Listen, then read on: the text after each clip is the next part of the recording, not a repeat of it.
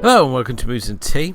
I'm your host as always, Elwood Jones, and joining me of course is my co-host, Miss Kim Love. Hello. Tonight we continue our reevaluation of the Miyazaki filmography as we move on to Porco Rosso, one of the more overlooked titles in the Studio Ghibli back catalogue, and certainly one of Miyazaki's more overlooked films as well, even though it contains many of his favourite themes. In particular, a strong focus on flying planes as a pilot who has been turned into a humanoid pig finds himself caught in the various sides of the war while living as a freelance bounty hunter, chasing the local air pirates. But when the air pirates decide to hire a pilot of their own by the name of Curtis, he finds his position being challenged and leading the two to an inevitable showdown. Kim, I think we're coming to this one on slightly different places from what we've talked briefly about off air, so I'm very interested to know your thoughts on Porco Rosso, which is obviously Italian for Crimson Pig. Well, I mean, Porco Rosso is one that I just caught earlier this year, so as we're recording this, it's kind of nice that, I've only seen it a few months ago, so it's fairly fresh to me. I mean, the second viewing wasn't too different. There's parts I really, really, like, there are scenes that I really, really enjoy with the film, but something about it doesn't really connect with me that much. Maybe it's just because I don't really care too much for the scenario in general. And I mean, I think that Porco Rosso is also a movie that when you watch it, you feel like it really shows the age that it's filmed in, like the era that it's filmed in. Okay. Especially because, you have a lot of characters which there's this strong feeling like, the statements he makes when it's about women and stuff like that. And he slowly, obviously, that view gets changed throughout the movie. And I think in today's standard, I guess, it might not really hold up as quite as well, I think. I mean, the initial story was inspired by the illustrated essay Tataro no Daban, or The Age of Gun Tyrants that Miyazaki created in 1984, and followed a former military officer who was also a pig, and leaves his command building a tank and setting out in search of fun and glory, along the way kidnapping a young woman who he falls with and in vain tries to seduce her. But when it came to adapting this into a film version, it was originally assigned to another director, and he just couldn't get on the idea with an older man seducing a younger woman, so it kind of fell apart. And it was really Miyazaki himself who sort of like came to the epiphany that he likes to write what he calls stupid stories about planes and tanks, and that when it comes to something like animation, it requires more teamwork. So to get people behind what was seen as sort of like a frivolous project proved a little more difficult, and that's how the project really evolved into the Porco Rosso that we see here now. And it's also one of the rare Ghibli movies that's actually set in a real world setting. I mean, we certainly had a lot of more fantastical settings or real worlds that are very detached from a sense of reality, as in the My Neighbor Totoro, which obviously has that real world on the fringes of it, but the rest of it is all very surreal, it's all very childlike, and it's all about whimsy, isn't it? Mm-hmm. Whereas Laputa Castle in the Sky was just in its own fantastical realm altogether. So when it came to obviously having a film that was set in a more realistic setting, I mean, does this prove as a detrimental aspect to the Miyazaki style, or is it make no difference to yourself? I don't know, maybe that's why I felt like I didn't like it as much, but then, I mean, I just don't really like things set in the history, especially like war times and stuff like that. But there's a lot of whimsy in this one also, with the characters and a lot of like fun little comedic moments that happens. Mostly at like, I mean, throughout it is, even up to like the showdown is still pretty funny. I still don't really know why it doesn't work for me as much. It might just be like the topic itself, but I think that the fact that it's grounded in the real world is nice because, you have to be able to see that there is some realism in some of the stuff that we're watching, right? And I mean, you can't, like, it is grounded in reality, but it still has a bit of the make believe because, you know, we are talking about our main character being a pig. So it's true, he is a humanoid pig, but it's really just the face. The rest of him's all human. Yeah. He just has the face of a pig.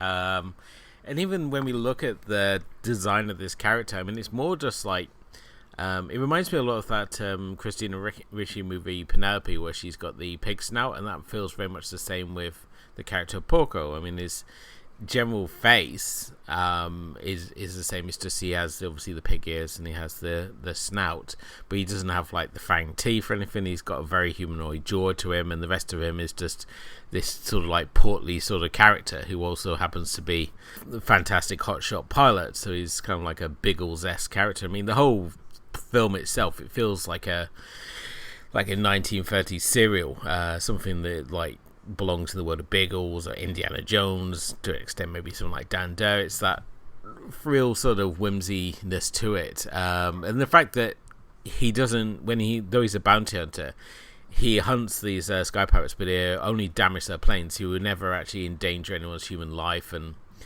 we see in the opening when he's rescuing a bunch of schoolgirls from these sea pirates, and it's hard not to look at those sea pirates and the sky pirates and not think of the pirates that we see in the Pewter Castle in the Sky. Yeah.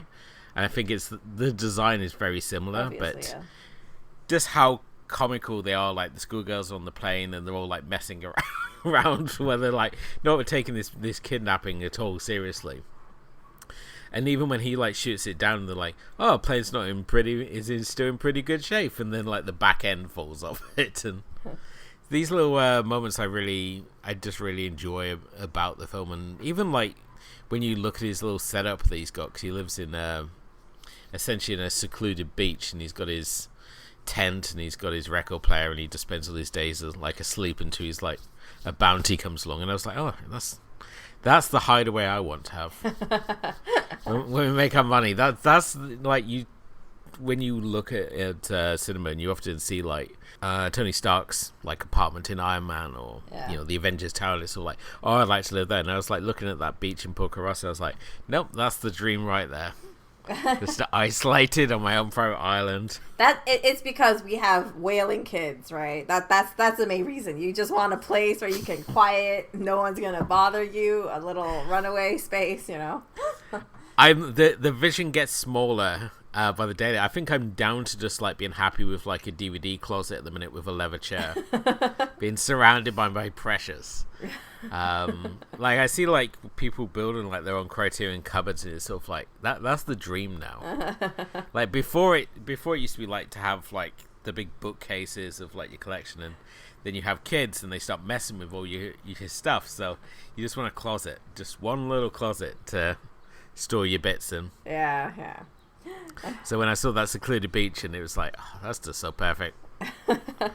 It just seemed like such a good life. It's all like sunny and no one bothers you, because it's, as I say, it's like an inlet that he lives in. Yeah. So he even has like the Batman style exit for his plane, where he has to go through this like crack in the island, in the cliffs, to get his plane out, which I just think it's just so perfectly designed. And even like when you look at the bar he goes to, this is a world where flight is a very big thing to all these characters, because they have a landing dock like perfectly set up for seaplanes, because everyone apparently in this area is either a sea pirate or a sea pilot.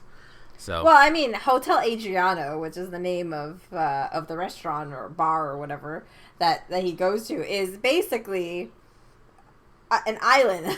So they really have no choice. You either go by boat or you go by plane, right? Or by seaplane. Yeah. There wasn't really another option to it.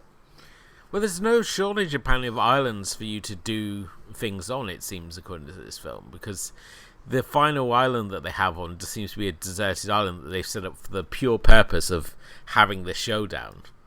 And you see all the boats like crowded around it, and it's just that sense of whimsy and fun. And even when like he goes off to like Milan to get his plane fixed and stuff, and you see like his engineers like family that have that all like pitching there's all like these Italian women and stuff that are just like setting up their own little workforce that they have going on, and they're all like making food or they're building bits of the plane.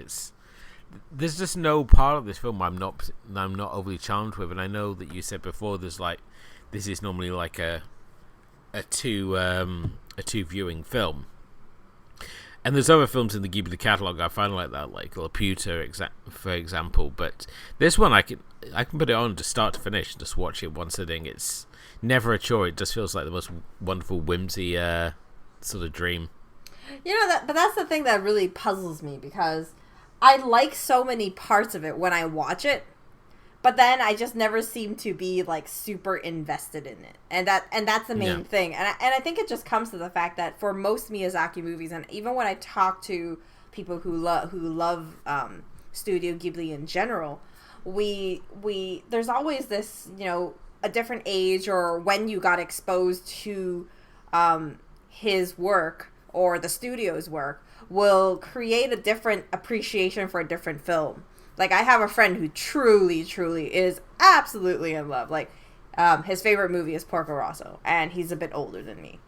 So there's people who are like that, and I also have friends who love Laputa because of, being grown up with that film. And obviously for myself, like, I actually like, 3 different movies, and it's in different eras of Miyazaki's work. So I guess everybody lands a little differently for this. I think this movie is super funny. Like, overall, the comedic points are really well. I just don't know. Maybe it's like the pacing. Maybe I just don't really like. There are parts of it like in between that I think are a little odd. But then I think the whole meaning of the film is so important, because essentially what it is, it's about him finding, like believing in humanity again. And I think that, when you look at it in a deeper sense, there's a lot more to the story than, just about a crimson pig who ends up going to getting hunted down, as a revenge by air pirates. And then all of a sudden they have to have a final showdown, with a little bit of a romantic thing going on in the background as well. Oh yeah, the fact he's a humanoid pig apparently is like no deterrent for the women of the neighbouring islands. I mean, he's obviously got his best friend's fiance, who he's kind of involved with, and at the same time he recruits a hotshot young mechanic called Theo, who's the grandfather of he's the granddaughter of his mechanic, his mechanic Piccolo. Which is so impossible to hear that name and not think of Dragon Ball. And then she taps into another thing that I really like, which is feisty tomboy-esque characters. Yeah. And the fact that she's never dissuaded by the fact that everyone's like, that Porco's like, no, I don't want a woman mechanic. You can't do this.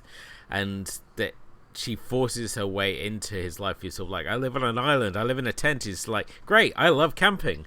Uh-huh. And then she has lovely little self-detrimental parts, such as little like, oh, my bum's bigger than it looks. And later he like references it and is sort of like, well, if I earn a fat ass there to take out one of the guns, I would be fine. So it's a wonderful relationship between her and Porco. I mean, the people that he has in his life, even like when it comes to the other pirates, there's this sort of respect between them, which is just makes this such a wonderful, sort of self-enclosed world, really, that you're living in. Everyone on this island sort of knows everyone else, and at the same time, it's sort of self-sufficient. He won't wipe out the pirates because otherwise he's out of bounties. And the pirates themselves, they get to keep a small amount of the loot that they have, so that they can repair their planes, and the whole dance sort of continues itself on a daily basis. So the pirates and the relationship there is really, it's a nice thing, because I feel like, while he does this as a job, he kind of wants this to be somewhat of a win-win situation, but still kind of deter them from being kind of shame them and show that, he's always one step ahead of them also. Just like, he's like, oh, I want to give you like the first, right in the beginning, it was like with the first saving the schoolgirls. And he's like, okay, well, I'm going to give you, part of the whatever. And then that way I'm going to leave you a bit of the money so that you can repair your plane. And then it's just not enough so that, a part of it is unpainted just so that so that he shames them in front of like the Federation of Pirates or whatever you call it. Yeah, because they've got this is the thing, because they have their little sort of mafia family of sky pirates, and them themselves, all the pirates are like such like bumbling idiots, but at the same time you can't help but be warm to them by like when you get to the end and they all want to have their photo taken with Theo. Yeah, and you've got like the boss.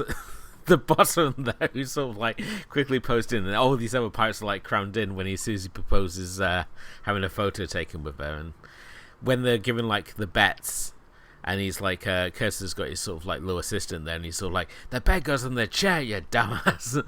And then it comes to Theo, and he's sort of like, he's pulling out the chair for her, and it's weirdly charming. Yeah, well, I think it all starts with the pirates is when, you're on the island and then Theo kind of like convinces them about the whole thing.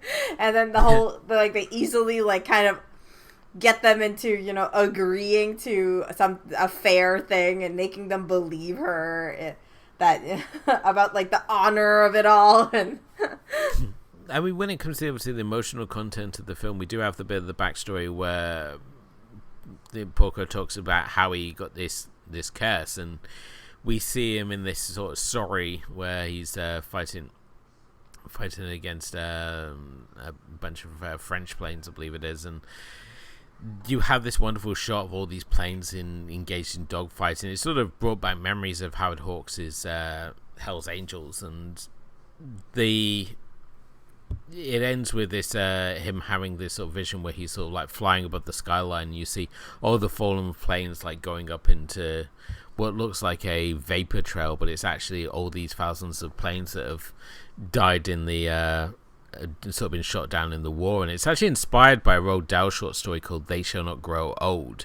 It's something about that Murakami really particularly liked, as we get that shot of all the ghost planes flying in the distance. And I think it's one of the few emotional beats that the film has, because it is, as I say, it's very sort of light-hearted, and we have fun moments where like Piccolo's testing the engine in his shed and the whole thing's sort of like rattling off, and he's sort of and then it's like combined with like fun little action beats where he's like driving the plane through the canals of Milan, trying to at the same time escaping like the fascist police. And the flight sequences in particular, I mean, they're up there with Kiki, with just how these planes move. Mm-hmm. The dogfight sequence where you've got Marco and you've got Porco sort of showing down at the end, and they're trying to outmaneuver each other, and they hit the point where they're just essentially throwing scrap at each other before they descends into a boxing match in the ocean. And I think only Murakami could get away with a film that sort of descends like that. I mean, the only other example I could think of a film that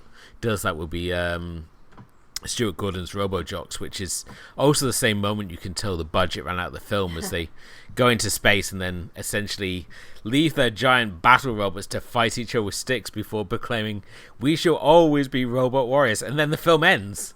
And every time I see this like fight scene between these two guys where they're just like pacing the hell out of each other, and it turns into a proper organized boxing match for no explainable reason, with them having rounds and stuff. And I just always find that those two I pair in my mind for no apparent reason, but it just and again it just adds another level to it. I think it's only like Kiki is sort of like this sort of level of charming. Other ones have like these slower moments where it sort of like slows it down, but with this and Kiki, I think it all the way through it just feels like every bit adds onto the next bit, and it just sort of builds up this wonderful vision. But what I really, really like about it is I feel like this movie kind of had a bit of inspiration into how, because there's that scene where he's telling that story about the planes, and basically how he, came with this curse and basically lost faith in humanity in general.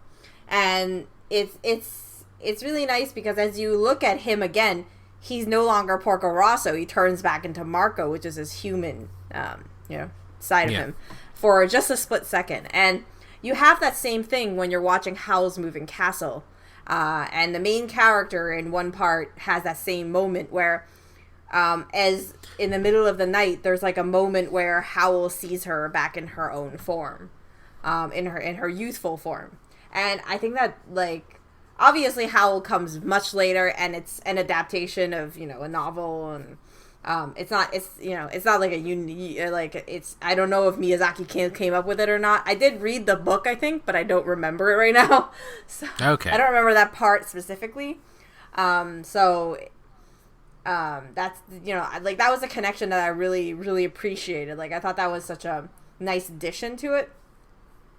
But, you know, like, the boxing match was so weird because it was such a weird transition piece. Because there was like one moment they were in the air, and then all of a sudden the guns jammed and they started tossing stuff at each other.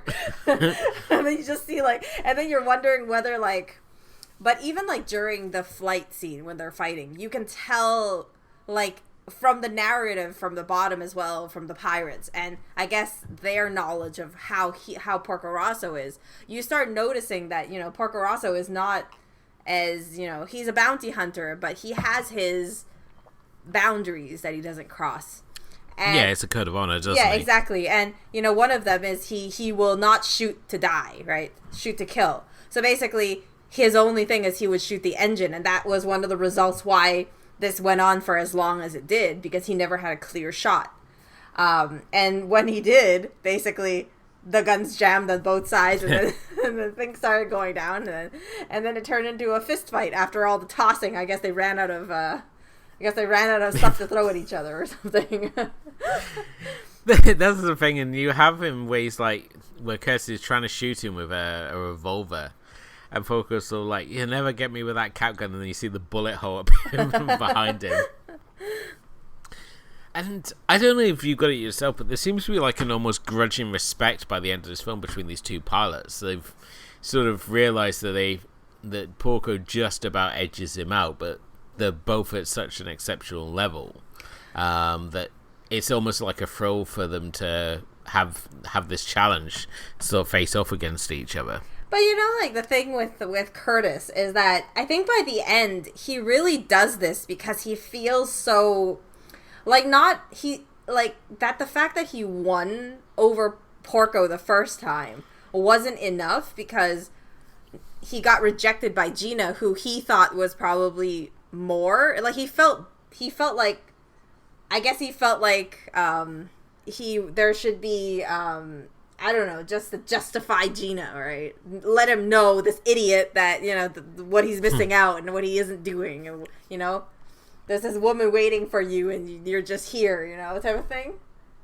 Yeah. And I think that a part of it has to do with that, and the story shifts from there, where originally it was about, you know, his contract, but now that his contract is ended when we have this, it's about something else, and that's why we have that conversation about, you know, how the things that he's saying about Gina and all that stuff.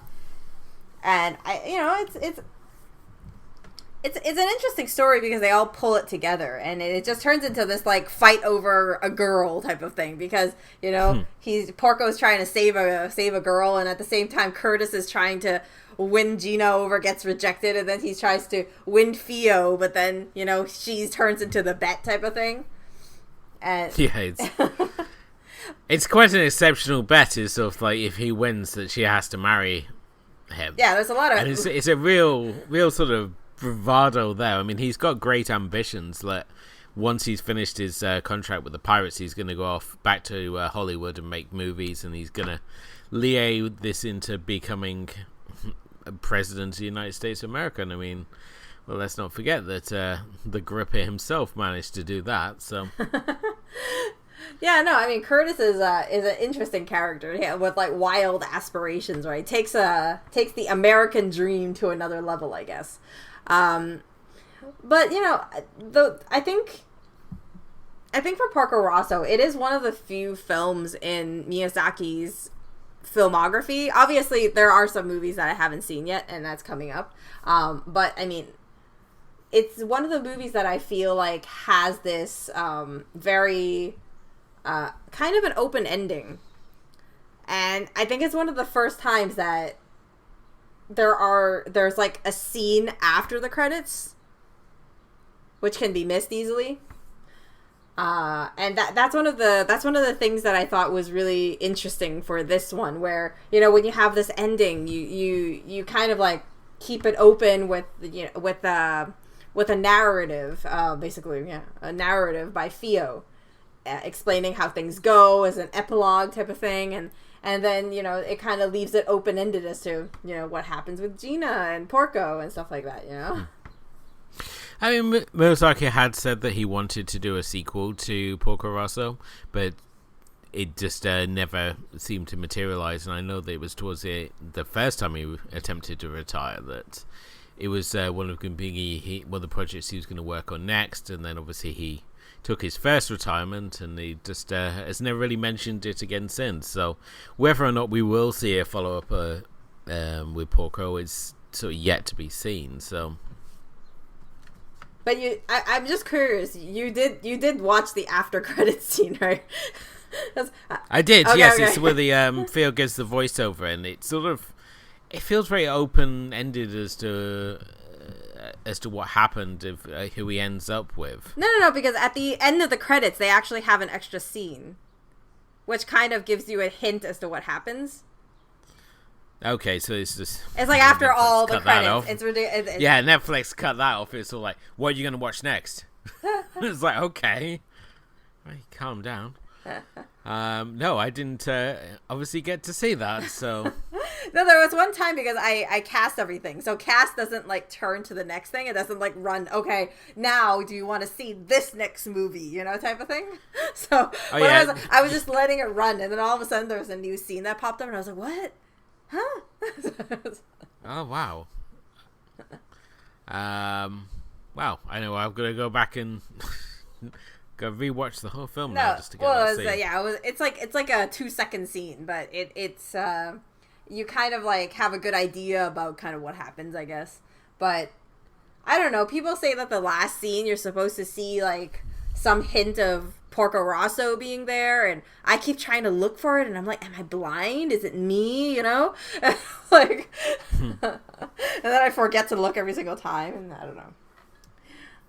But no, I think it's such a clever ending. It's well suited for this film. What did you think of the voice acting in this? Did you watch this in Cantonese, or what language did you choose to watch in this week? I watched it on Netflix in English. In English, right? Okay, so you watched the Disney one with Michael Keaton as Porco Rosso. I believe so. I think it sounds like Michael Keaton.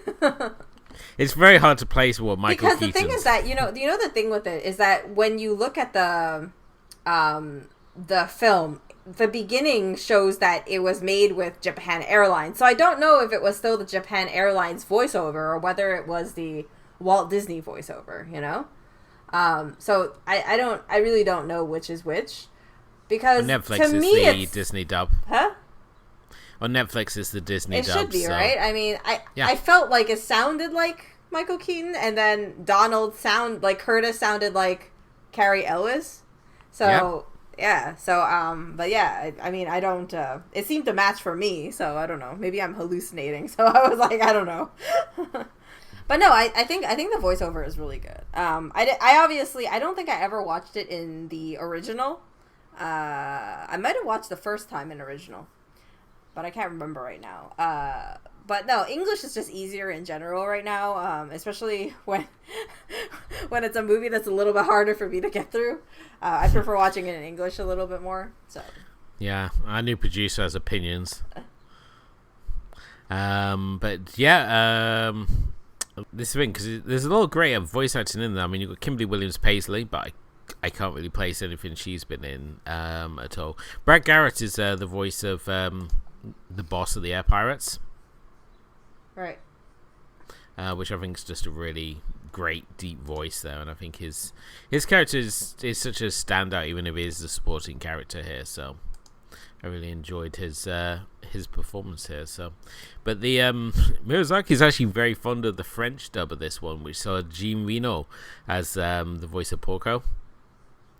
Okay. Which I think is pretty inspired casting. Okay. Yeah. So.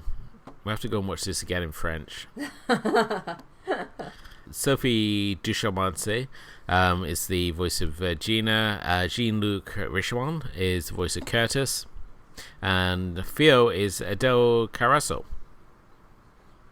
So, but no, I love anything I like Jean Marino. So the fact that Miyazaki had seen The Big Blue and when he was like listening to the French dub and saw who they cast, he was like, oh, I could see these people playing these characters. And Jean Marino he particularly saw as a pig pilot.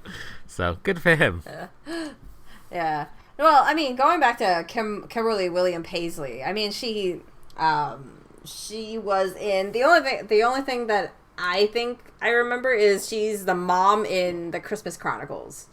Sorry, I just thought I could finish my cup of coffee that while you were talking. But yeah, that's the Kurt Russell movie, isn't it? Yes. And I think, judging from here, she was in, according to Wikipedia, I'm looking at Wikipedia, and Nashville. She played in quite a bit of episodes on that too. So that's where, like if you wanted to pinpoint her, those are the places. I only know her for being the wife of Brad Paisley, so that's my country music side. Porco Rosso does have a little cameo appearance in another Ghibli movie as he turns up in the Pompoko parade. You see him in this little plane as one of the illusions that they create when they do the big parade sequence. Oh, that's cool. I haven't watched Pompoko in such a long time. Pompoko is like this one. I think it's one that deserves so much more love, like the Norse Prince.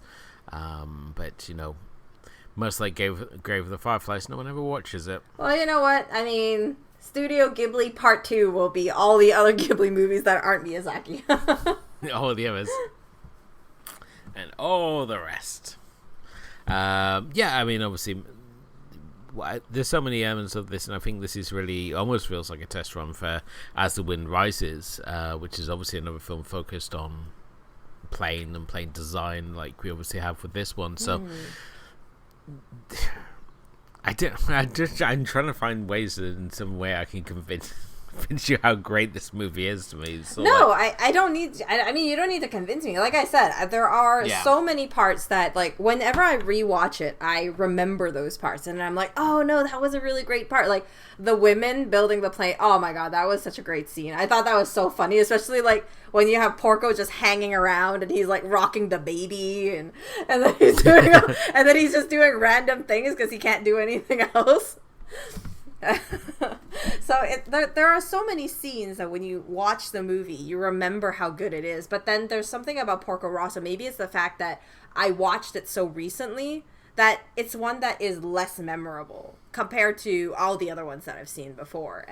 And that ranks so much higher for me because, one, there's a lot of nostalgia, and two, there's just other elements of it that I like a lot better. So in comparison, this one doesn't intrigue me as much. Much like, like you said, As the Wind Rises. That's going to be another conversation at the end of the season, obviously. But yeah.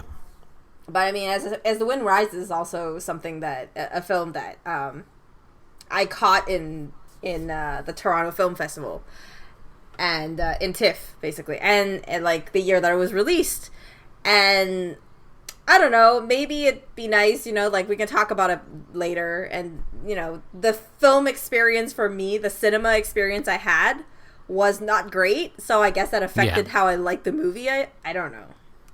Okay. So. Something else I want to bring up as well. When he's in the cinema in Milan, he's watching the cartoon that's in like a Cuphead style, and I wondered if that was a Pooch the Pup cartoon that they worked in it. And unfortunately, there's nothing on like Wikipedia or anything to tell me if there actually like comments on that particular sequence at all. But it was funny when you're watching an animated movie and then they're using a different style of animation for the film that he's watching in there. And obviously, we one that's obviously familiar to, if you're like a fan of old school cartoons like the Pooch the Pup shorts, or if you're a fan of video games like the Cuphead games. And it was just so I was like, it's weird, I'm supposed to be like engaged in like this conversation he's having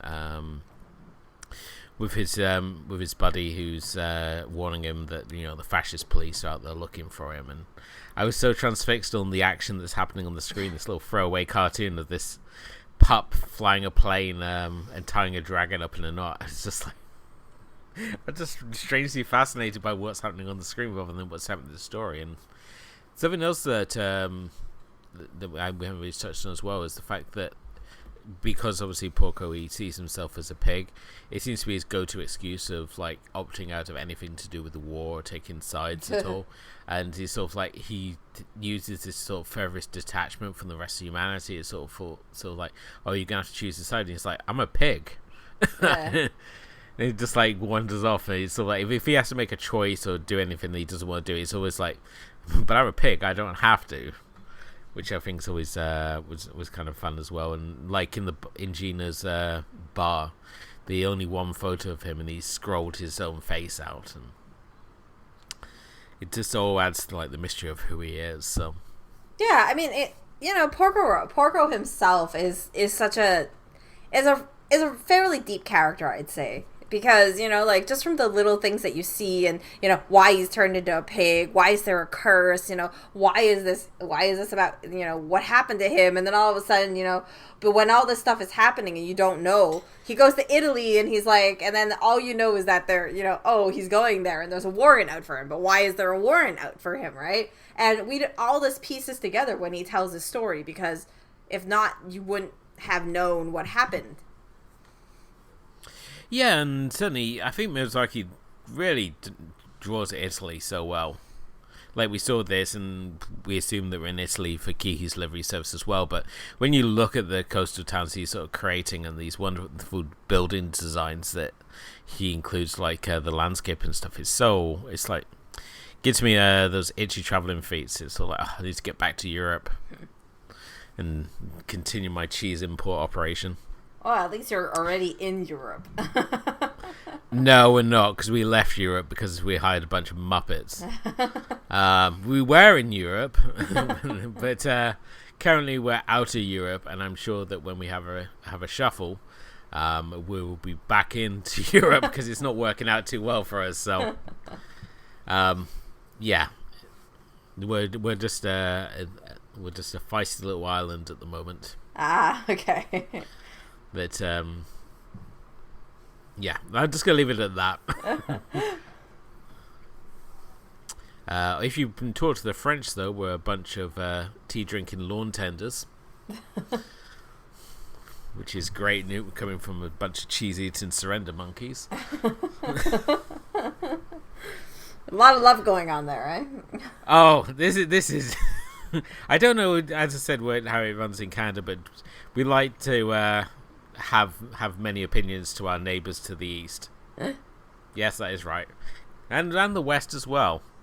So the British people have a lot of opinions, and if we haven't got that, then we just criticise our own people in their location to London.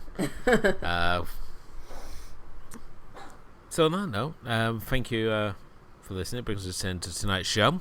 If you haven't done already, please do hit the like and subscribe button wherever you happen to be listening to us. Let us know what you think of Porco Rosso or any of the movies that we're covering in this season. We'd love to hear from you guys and let us know your favourites. You can follow us on Facebook and Twitter and Instagram. Come say hi to us there and, leave us a review. Let us know what you think of the show. And hit that subscribe button. It all helps raise the profile of the show. You can check it out at moviesandteapodcast.wordpress.com, which also has our Friday Film Club, where every Friday myself and Kim both pick a film to highlight. Sometimes it's a theme, sometimes it's not. Either way, it's a chance to talk about more of the films we love. But Kim, what have we got coming up next? We have Princess Mononoke. Another high point for this season. It's just all good right now. Well, now we're heading into stuff that I haven't seen, so, Yeah, Princess Mononoke, a film commissioned by Disney, but unfortunately I don't think they knew what they were getting. And we're certainly going to that a bit further when we cover it on our next episode as the forces of industry and environment do battle. Mm-hmm. Yeah, and then I can have people stop telling me how much I'm missing out. Yeah, that's all coming up on our next show. But until then, thank you for listening. Thanks to my co-host Kim, and we'll be back next time to talk about Princess Mononoke. But until then, good night.